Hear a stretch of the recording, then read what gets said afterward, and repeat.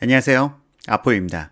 오늘은 무주택자들이 잘못 알고 있는 부동산 시장의 흐름 베스트 5를 여러분들께 설명드리도록 하겠습니다. 최근 부동산 시장이 너무 왜곡된 사실들을 갖다가 매스컴에서 자꾸 가진 자들에 대한 분노 이런 걸 조장시키면서 부동산 시장에 대한 진실된 흐름이 많이 왜곡되고 사람들이 그러니까 왜곡된 사실을 갖다 받아들임으로 인해서 지금 부동산 시장은 점점 더 왜곡되어가는 현상을 갖다가 거치고 있습니다. 그러면은 이들이 잘못 알고 있는 부동산 시장의 실제 흐름은 어떤지, 그리고 여러분들이 지금까지 착각하고 있어 왔던 그러한 불편한 진실이라고 해야 할까요? 이 부분에 대해서 오늘 영상에서 다뤄드려 보도록 하겠습니다. 자, 오늘 영상은 지금 파워포인트로 제작하였고요. 한번 영상 분위기를 바꿔 보았습니다. 자, 그럼 본격적으로 오늘 방송 시작하도록 하겠습니다. 자, 첫 번째 번호는 거꾸로 올라갑니다. 지금 우리가 잘못 알고 있는 부동산에 대한 흐름 바로 5번째인데요. 인구 감소로 주택 가격은 하락할 것이라는 그러한 맹목적인 신념들이 많이 퍼져 있습니다. 이와 관련돼서 제가 먼저 2가지를 뽑아봤는데요. 첫 번째, 인구수와 가구수의 혼동입니다. 주택을 매수하는 주체는 인구가 아닙니다. 가구죠. 그러니까 가구 구성원이 바로 주택을 매수하는 주체고요. 인구가 감소하더라도 가구가 증가한다면 주택에 대한 수요는 꾸준히 늘어날 수밖에 없습니다. 자, 지금 현재 첫 번째, 인구수와 가구수의 혼동에서 발생되는 주장이라고 말씀드렸고요. 주택의 소비 주체는 인구수가 아닌 가구수로 산정해야 되고, 따라서 2020년대 중반 인구가 감소하더라도 가구수가 증가한다면 비례적인 주택 증가가 필요합니다. 통계청의 추계 인구에 따르면 가구수는 2035년까지 지속적으로 증가하는 것으로 나타나고 있습니다. 자, 다음으로 이 부분만이 아니다 하더라도 지금 주택시장에 대해서 인구가 감소하면은 주택 가격이 하락할 것이다 라는 주장과 관련돼서 또 한 가지 사실을 갖다가 보여드리도록 하겠습니다. 자, 주택시장, 아파트 시장 이를 갖다가 우리는 그냥 단순하게 주택 시장으로 뭉뚱그려서 이야기하는데요. 이 부분은 분명히 잘못된 사실입니다. 지금 해당 주장의 모순은 주택을 단순하게 주택 시장으로 한정하여 바라본다는 문제점을 가지고 있습니다. 최근 가격 급등은 모든 유형에서 나타난 것이 아닙니다. 그러니까 다가구라든지 빌라 연립이 다 같이 상승하는 것이 아니라 아파트 가격 급등에서 기인하고 있습니다. 사람들의 소득 수준이 증가할수록 보다 좋은 주거 환경을 희망하게 되죠. 또한 서울 거주 인구의 80% 이상이 향후 거주하고 싶은 주택 유형으로 아파트를 선택하였습니다. 그러나 서울의 아파트 비율은 45% 수준에 머물러 있는 상황이죠. 따라서 지금 최근에 아파트 시장 가격 급등 현상과 주택 시장을 갖다가 한꺼번에 뭉뚱그려서 이야기해서는 안 된다는 겁니다. 이 부분 때문에 제가 과거 박원순 시장의 주택 시장 정책에 대해서 좀 크게 비판을 한 적이 있었죠. 자, 어쨌든 다음으로 넘어가도록 하겠습니다. 지금 5번째, 인구 감소로 주택 가격은 하락할 것이라는 챕터 마치고요. 다음 4번째 주제는 무엇일까요? 자, 다주택자들이 매도하면 주택 가격은 하락할 것이다. 이 부분과 관련돼서 맞는 이야기입니다. 다주택자들이 일시적으로 대량으로 물량을 내놓는다면은 주택 매도 희망자가 늘어나고 주택 매수 희망자가 줄어들면서 주택시장의 수급 불균형이 일어남으로 인해서 정말 주택을 급하게 팔아야 할 사람들의 입장에서는 당연히 가격을 내려서 내놓을 수밖에 없게 되고요. 이로 인해서 주택 가격은 당연히 하락을 갖다 맞이하는 것은 상식적인 사항이겠죠.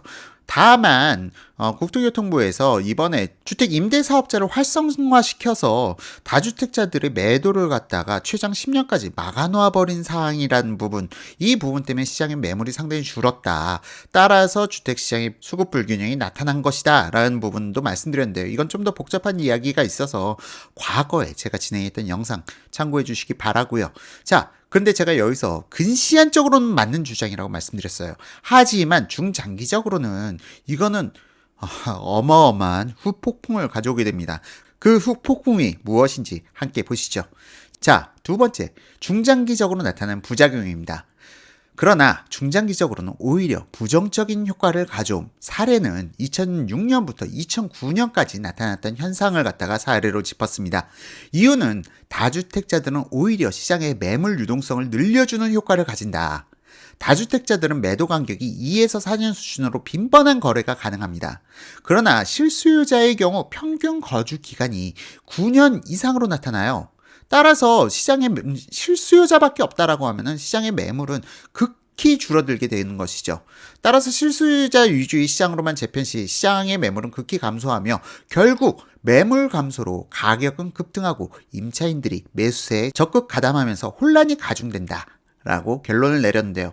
여기서 사람들은 야, 임차인들이 왜 매수세에 적극 가담하느냐 하고 반론을 갖다가 제기할 수가 있습니다. 자, 그 이유를 또 다음 이어서 설명드리도록 하겠습니다. 자, 세 번째, 임차인이 매수시장 가담 사유에 대해서 말씀드리자면은 투자자들이 매수를 하지 않게 될 경우 늘어날 임대 물량은 극히 감소하는 부작용을 발생하게 됩니다. 실수요자들도 주택을 매수하지 않고 또한 투자자들 조차도 주택을 매수하지 않기 때문에 임대 가능 물량이 극히 감소하는 부작용을 발생하게 되고요.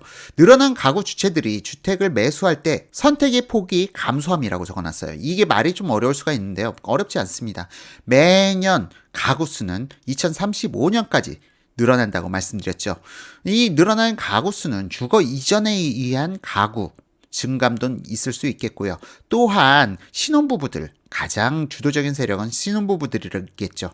이 늘어나는 신혼부부들이 임차할 주택 자체가 없으면은 당연스럽게 매수세로 돌아설 수밖에 없습니다. 그러면으로 인해서 이 주택의 매도 가능 물량이 늘어나지 않게 된다면은 늘어난 가구수 이들에 의해서 주택가격은 폭등하게 되고 폭등하는 사이에 임차인들마저 또한 가격이 너무 급등하다 보니까 놀래서 매수시장에 가담함으로 인해서 급격한 폭등이 나타날 수가 있는 것이죠. 이게 바로 2006년부터 2009년 서울의 부동산 시장에서 나타났던 현상입니다. 참고삼아 말씀드리자면 왜 2006년부터이냐. 바로 참여정부 때 참여정부가 종부세라든지 양도세 이러한 증세를 통해서 주택시장을 잡아나가겠다는 정책을 수립했던 것이 바로 2006년부터 실행된 문제였거든요. 따라서 결국 실수요 위주의 시장은 전세가 급등 현상을 지나 해당 시점 그러므로 인해서 2006년부터 사실은 투자자들이 거의 다 빠져나갔다. 팔만한 사람들은 다 빠져나갔고 실수요자 위주로 상당히 드라이한 시장이 만들어지는 게 2006년부터 2009년까지 현상입니다. 2006년부터 2009년까지 투자자들은 결코 늘어나지 않았습니다. 실수요자들이 시장에 가세하면서 나타나는 현상이었죠. 이 부분에 대해서는 이 당시 여러분들이 알고 계신 투자자들한테 한번 물어보세요. 내가 다주택을 갖다가 2006년부터 2009년까지 오히려 주택을 매수를 늘려나갔다 라고 하시는 분들보다는 정리해 나갔다라고 이야기하신 분들이 훨씬 더 많을 겁니다. 자, 어쨌든 2009년까지 폭등 이 부분 다주택자들을 갖다가 올가매면은 사실상 시장에 더 큰 부작용을 낳게 되는 것이죠. 자, 어쨌든 이렇게 해서 네 번째까지 다주택자들이 매도하면 주택가격은 하락한다. 지금 다 살펴보셨고요. 근시안적으로 맞는 주장이지만 중장기적으로는 사실상 시장의 임차 가능 매물마저 줄여버림으로 인해서 다주택자들이 매도하고 실수요 위주의 시장이 되면은 시장은 오히려 더 불안해진다라는 사례 함께 설명드렸습니다. 자, 다음으로 세 번째 무주택자들이 가지고 있는 부동산에 대한 잘못된 신념 세 번째는 무엇일까요? 바로 가격 폭락 시 다주택자들이 손실은 불가피하다. 이 부분은 상당히 모순적인 이야기예요. 사실상 이건 상식 밖의 주장이라고 적어놨는데요. 이 부분에 대해서 주장하시는 분들은 사실상 경제 활동을 갖다 그렇게 많이 하시는 분들이 아니다. 부동산 혹은 유가증권의 매수 매도에 있어서 손해의 결정은 매도 타이밍에 따라서 결정되는 겁니다. 예를 들어서 여러분들이 삼성전자 주식을 5만 원에 매수했다고 하시죠. 그런데 삼성전자 주식이 3만 원까지 하락했습니다. 그런데 여러분들은 팔지 않았어요. 그럼 지금 여러분들에게 발생된 손실이 있는 건가요? 자, 그런데 삼성전자를 갖다가 계속 보유했어요. 3만 원, 그렇게까지 떨어질 때까지 보유했는데 종국에는 10만 원까지 올랐다. 자, 그럼 이때 팔았다 하면은 이때 바로 투자자는 수익을 실현하는 것이죠. 부동산도 마찬가지입니다. 이게 주택가격이 폭락을 해도 매도를 안 했다면 실질적인 경제 손실은 없는 것이 맞습니다. 이게 말장난 같은데요. 뒤에서 보시게 되면 더 소름 돋는 이야기가 나오게 됩니다. 물론 기회비용 손실이라는 부분은 발생될 수가 있습니다만 이걸 갖다 정확하게 예측하는 부분은 상당히 어려운 부분이고요. 저도 이 부분에 대해서는 하락 시점도 한번 잡아보려고 계속 연구 중에는 있습니다. 자, 어쨌든 다음으로 넘어가도록 하겠습니다. 자, 주택가격 폭락 시 나타나는 현상에 대해서 여러분들께 말씀드릴 건데요. 주택가격이 떨어질 때는 오히려 전세가 상승하는 현상이 나타납니다. 앞서 말씀드렸는데 거듭 말씀드립니다만 주택가격이 하락할 때는 투자자, 실수요자 모두 매수를 갖다 기피합니다. 수요는 임대차 시장으로 일시적으로 몰리게 되는 그런 현상을 나타내게 되죠. 그러므로 인해서 실질적으로 원래 주택을 매수해야 될 사람들마저 주택을 매수하지 않고 임대차 시장으로 몰림으로 인해서 임대차 시장으로 사람들이 몰려나가고요. 그런데 투자자들마저도 집을 사지를 않다 보니까 임대 물량이 늘어나질 못하는 상황 속에서 수요 자체가 임대차 시장으로 몰리니 당연히 전세가는 상승할 수밖에 없겠죠. 그러나 해당 시점 주택 공급이 풍부하다. 주택 공급이 풍부할 경우에는 사실상 늘어나는 입주 물량으로 인해서 이 부분이 어느 정도 상쇄될 수가 있습니다.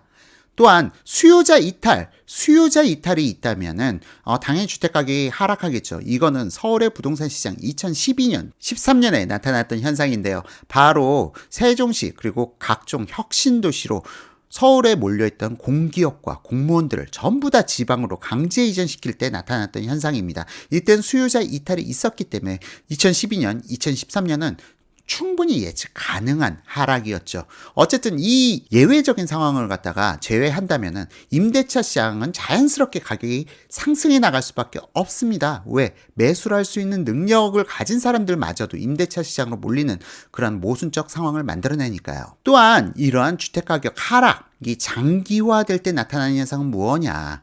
바로 당연히 신규 공급, 그러니까 건설사 입장에서도 또한 시행사 입장에서도 아무리 공급을 해도 분양이 잘 안 되다 보니까 분양 물량을 줄여나가게 됩니다. 자, 신규 분양 물량이 줄어들게 되면 장기적으로는 당연히 지금 앞서 말씀드렸던 주택 공급 풍부 현상조차도 말라버리게 되는 거죠. 그러면서 사람들은 임대차 시장에만 몰리고 그러면서 전세가 폭등은 자연스럽게 나타날 수밖에 없는 것입니다. 따라서 여기 상당히 모순적인 현상이 또 한 번 발생되게 됩니다. 여기서 좀 재미있는 상황인데요.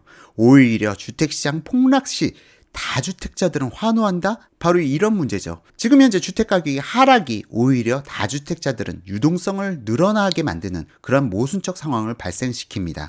주택가격이 하락했다 하더라도 이 사람들은 팔지 않고 가만히 가지고 있으면 전세가는 계속 상승하기 때문에 이 늘어난 전세가로 인해서 유동성이 풍부해지게 되죠. 그리고 이 다주택자들은 늘어난 유동성으로 저가주택을 매수하기 시작합니다. 참 안타까운 일이죠. 이건 주택시장의 흐름을 갖다 알고 있는 사람들은 지속적으로 반복해서 진행해왔던 팩트입니다.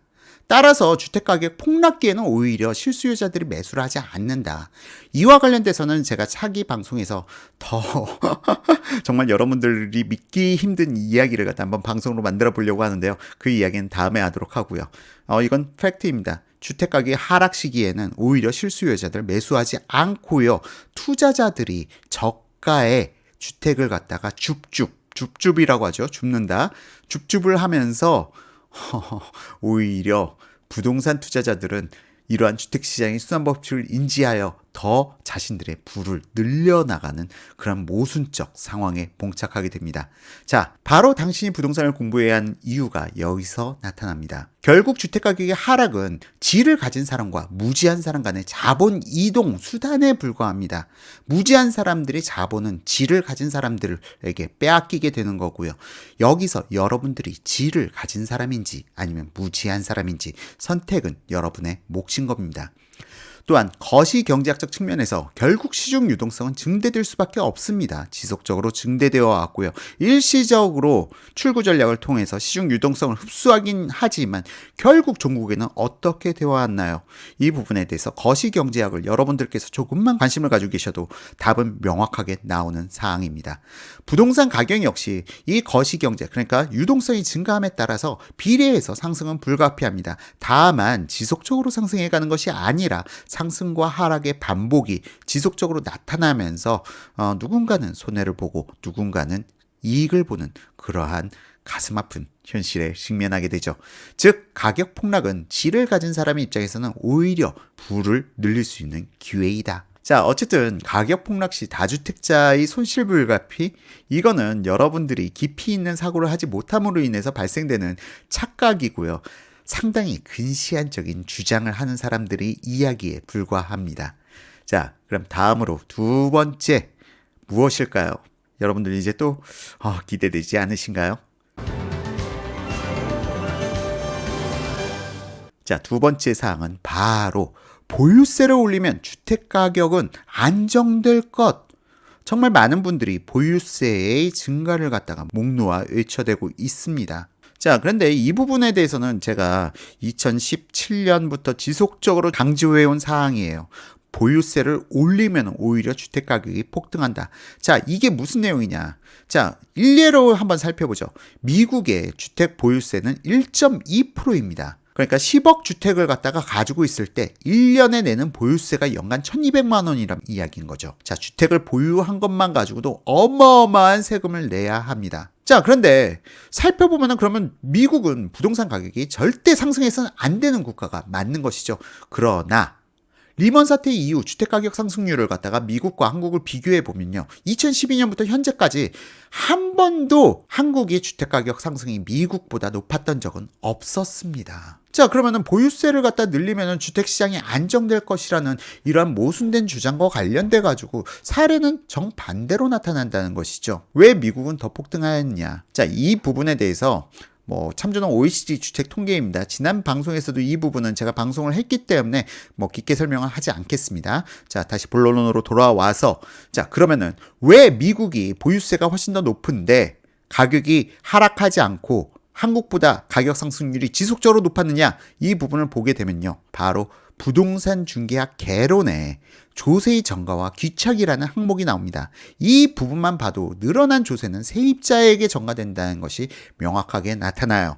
즉, 지금 조세의 전가와 귀착이라는 내용조차도 모르는 사람들이 보유세를 올리면 주택가격은 안정될 거라고 하지만 결국 최종의 늘어난 조세는 세입자에게 귀속된다. 자, 이 부분에 대해서 좀 더 말씀을 드리자면 국내 임대차 시장의 가격이 전 세계에서 가장 낮은 이유 및 전세라는 독특한 개념, 전세라는 개념은 전 세계에서 우리나라와 인도밖에 없다라고 하는데요. 그마저도 사실상 우리나라밖에 없다는 표현이 가장 정확할 겁니다. 2년 동안의 전세.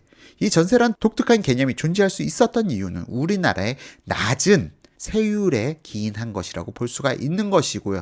또한 낮은 임대차 가격, 낮은 월세, 우리나라는 전 세계에서 월세가 가장 저렴한 국가 중에 하나예요. 그걸 유지할 수 있는 것조차도 사실상 이 낮은 주택 보유세로 인해서 가능했던 사항입니다. 다만 우리나라 보유세, 그러니까 종부세를 포함해서 보유세를 갖다가 미국 수준까지 올려가겠다. 자, 그렇게 하면은 결국 보유세 인상은 세입자들을 갖다 더욱 절망하게 만든 원흉이 되어버립니다. 부의 고착화라고 말씀드렸는데요. 실질적으로 부동산을 가진 사람은 계속 부동산을 늘려갈 수가 있고요.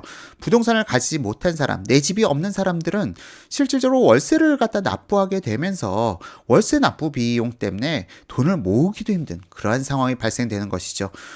이 전제 조건에는 당연하게 우리나라의 전세는 사라진다라는 개념을 갖다 내포하고 있습니다. 전세가 사라지고 월세가 가속화될 것이다. 따라서 보유세를 올리게 되면은 사실상 우리나라 국민들 오히려 가진 자들보다는 주택을 가지지 못한 사람들이 가장 가슴 아파해야 할 상황에 직면되게 되는 것입니다.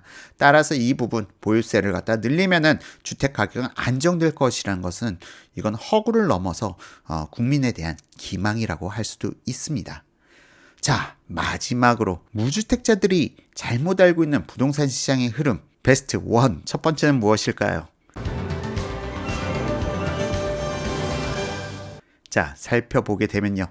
바로 보수 정권에서 부동산 부양책을 사용해왔고 진보 정권에서 부동산 안정책을 시행해왔다. 이 부분에 대해서는 지금 앞서 5번부터 2번까지 여러분들께서 이해를 하셨다면은 제가 무슨 이야기를 하려는지 아실 겁니다. 이는 무주택자들이 가지고 있는 가장 잘못된 상식 중 하나입니다. 군사정권 내에서는 오히려 인플레이션을 사회의 악으로 몰아붙여서 철저하게 주택가격을 통제하였습니다. 또한 주택가격 폭등의 시작은 김대중 정권 때부터라고 보시면 돼요. 아니 무슨 소리야, 노태우 정권 때 그렇게 주택가격이 폭등했는데? 라고 반론을 펼치는 분들이 계시겠지만 사실상 노태우 정부에서는 주택 200만 호, 내 임기 내에 주택 200만 호를 공급하겠다는 그 공약으로 해서 당선되신 분이 노태우 대통령이죠. 자, 그런데 노태우 대통령이 주택 200만 호를 갖다 일시적으로 공급함으로 인해서 실질적으로 해당 시점 공사 원가가 너무 기하급수적으로 늘어나고 또 토지 수용비가 너무 예상보다 늘어나는 바람에 사실상 좀 공사비가 과도하게 발생되어 분양가가 높아지는 상황 속에서 일시적인 폭등기를 맞이하긴 했습니다. 이 노태우 정권의 폭등을 갖다 부정하진 않습니다. 다만 노태우 정권 4년차, 5년차에는 또한 폭락이 나타났었죠. 이 부분도 과거에 제 영상으로 있기 때문에 더 깊이 있는 설명은 생략하도록 하겠습니다. 어쨌든 노태우 정권 이후 김영삼 정권 말기까지 10년 동안 무려 10년 가까이 대한민국의 주택시장의 안정을 맞이할 수 있었던 것은 바로 노태우 정권의 주택 200만 호 공급이 핵심 키였다. 그로 인해서 주택시장이 안정될 수가 있었던 것이고요. 이후에 김영삼 정권에서 좀 과도하게 혁신적인 경제 정책들을 시행함으로 인해서 IMF란 현실에 정말로 가슴 아픈 현실에 직면하게 되고 그 이후에 김대중 정권을 잡으면서 IMF를 극복하기 위해서 부동산의 모든 규제를 풀어줌으로 인해서 김대중 정권 때부터 주택 가격이 폭등을 갖다가 나타나기 시작했고 이게 바로 노무현 정부까지 이어지죠. 자, 어쨌든 그런 의미에서 봤을 때 주택가격 폭등의 시작은 김대중 정권이라고 봐도 무관할 것입니다. 이 이전에는 강남과 비강남권 간의 가격 격차가 그렇게 높지 않았는데 양극화가 나타나기 시작한 것도 바로 김대중 정권 때였습니다. 다음으로 노무현 정부에서는 세금으로 글자가 약간 좀 부족하네요. 세금으로 부동산을 갖다가 부동산 가격 상승을 막을 수 있다는 잘못된 신념으로 주택 가격을 오히려 폭등시키게 됩니다. 자, 앞서 말씀드렸듯이 세금의 증세가 어떠한 영향을 미쳐왔는지는 앞서 설명드렸기 때문에 거듭 설명드리진 않도록 하겠습니다. 세금의 증가는 결국 매수자 혹은 세입자에게 전가될 수밖에 없는 이유 충분히 설명을 드렸고요. 자, 다음으로 박근혜 대통령의 초이노믹스는 이 부분에 대해서 박근혜 대통령의 초이노믹스, 그러니까 최경환 부총리의 빚내서 집 사라 이것 때문에 주택가격이 폭등했다라고 주장하지만 사실상 주택의 공급, 박근혜 대통령 때 아파트 공급을 매우 늘려놓아 주었기 때문에 오히려 문재인 정부가 집권하고 2017년, 18년, 19년까지 주택시장은 안정을 가져오는 효과를 가져오게 됩니다. 지금 이 부분에 대해서 무슨 소리예요? 서울은 폭등했잖아요 라고 말씀을 하시지만 사실상 이거는 아주 현 정부의 무지로 인해서 나타난 현상이에요. 현 정부에서 부동산을 건드리지 않았다면 오히려 서울도 주택시장 안정기를 맞이할 수도 있었습니다. 현 정부에서 잘못된 부동산 정책을 사용하면서 다주택자를 옥죄는 바람에 다주택자들이 자신들의 물량을 다 팔고 똘똘한 한 채를 매수해야 한다면서 다 서울로 상경해버렸거든요. 그렇기 때문에 서울의 부의 집중 현상이 나타난 것이고 이 부분에 대해서는 분명히 시장의 효과라기보다는 잘못된 정책에 대한 결과로 서울만 폭등하는 그런 기현상을 맞이했다고 봐도 무관할 것입니다. 자, 어쨌든 박근혜 정부 이후 문재인 정부에서 다시 노무현 정부의 잘못된 부동산 정책들을 부활시킴으로 인해서 지금 현재 서울의 부동산 시장 및 전국 부동산 시장은 더 요동의 시기를 맞이하게 되었는데요. 이 부분에 대해서는 더 깊게 설명드리진 않도록 하겠습니다. 제 기준 영상들을 갖다가 지속적으로 보아오신 분들이 계신다면은 이 부분을 갖다 쉽게 이해하실 수가 있으실 거예요. 결론, 역대 보수 정부는 오히려 주택가격 안정책을 쓴 것이고요. 결과론적으로 진보 정부는 주택가격 폭등책을 시행해 왔습니다. 이거는 대한민국 제5공화국 이후로 지속적으로 반복되어 온 사실이에요. 팩트예요. 이 부분을 부정하기는 어렵습니다. 자, 마지막으로 결론을 말씀드리겠습니다. 자, 결론. 자유시장 경제에 대한 적대감이 오히려 시장의 역습을 만들어 내는 모순적 상황을 발생시킨다. 이게 결론입니다. 여러분들께서 지금 부동산 시장에 대해서 잘못된 인식들이 너무나도 많아요.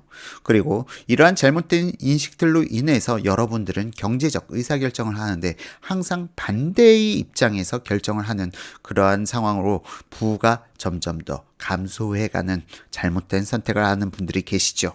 자, 이거는 사실상 문제가 있습니다. 언론이라든가 진보 정부에서 지속적으로 여러분들께 시장과 반대되는 개념으로 현상을 해석하고 설명드리기 때문이에요. 얼마 전 MBC PD수첩에서도 지금 주택시장의 폭등을 갖다가 투기꾼들 때문에 지속적으로 폭등한다라고 주장하지만 이 영상을 보시고도 여러분들은 그런 생각이 드십니까? 자, 여러분들은 감정이 휘둘려서 여러분들의 부를 갖다 증대시킬 기회를 놓치시겠습니까? 아니면 잡으시겠습니까? 자, 오늘 이상으로 영상 마치도록 하고요. 여러분들께서 이 영상에 대해서 공감하신다면 여러분 주위에 가까운 사람들에게 이 영상을 공유해 주십시오. 부동산의 진실을 대한민국 모든 국민들이 깨달아가는 날까지 아포유는 보다 좋은 영상으로 여러분들을 찾아뵙도록 하겠습니다. 자, 이상으로 오늘 영상 마치고요. 이번 영상 제 얼굴은 등장하지 않고 PPT로만 진행되었습니다. 이 부분에 대해서도 여러분들이 의견을 남겨주신다면 차기 영상에 반영해 나가도록 하겠습니다. 지금까지 시청해주신 분들 진심으로 감사드리며 다음에 더 좋은 영상으로 찾아뵙도록 하겠습니다. 감사합니다.